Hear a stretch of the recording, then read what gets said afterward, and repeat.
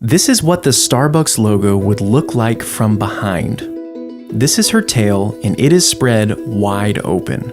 Now, it's important for you to understand that this design was intentional and kind of creepy, as you'll see throughout this video. In order to understand why Starbucks chose such an odd image to represent the company, we need to go back to the beginning.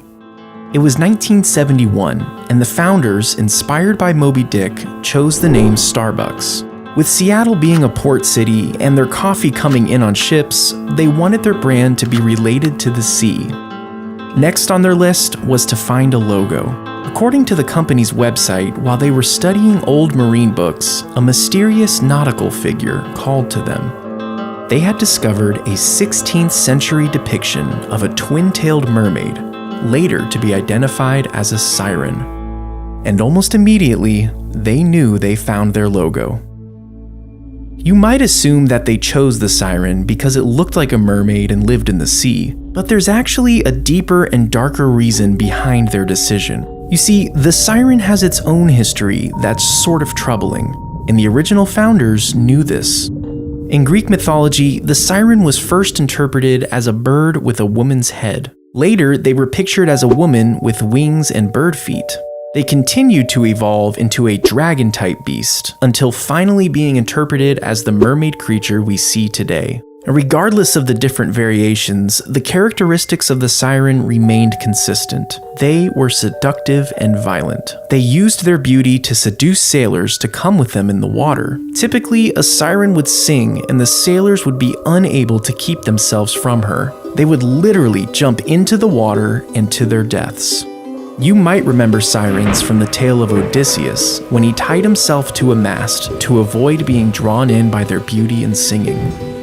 But wait, what does this have to do with Starbucks? Didn't they just choose the siren because it looked like a mermaid?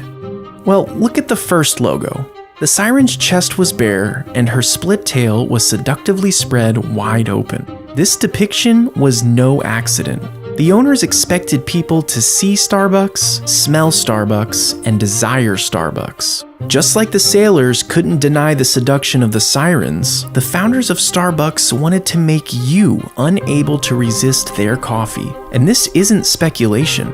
Former chairman and CEO Howard Schultz wrote that early siren, bare-breasted and Rubenesque, was supposed to be as seductive as coffee itself. As the company started to grow, they ran into a problem. This seductive, bare-breasted creature was a little too risque when it was scaled up in size. By changing the artwork to make her more appropriate, Starbucks was able to put the image on their trucks without backlash. And over the next 20 years, the logo became even more tame. However, through all these variations, one thing has remained consistent. The siren has always been the focal point. In fact, the company loves this creature so much that in 2008, they went back to the original bare-breasted logo. This was an immediate flop with the public, and it was quickly discontinued. Starbucks doesn't even mention this in their logo evolution page on their website. But it goes to show how dedicated they are to this creature. And you might think that seduction and irresistibility make for a creepy marketing strategy. But at the end of the day, it is working.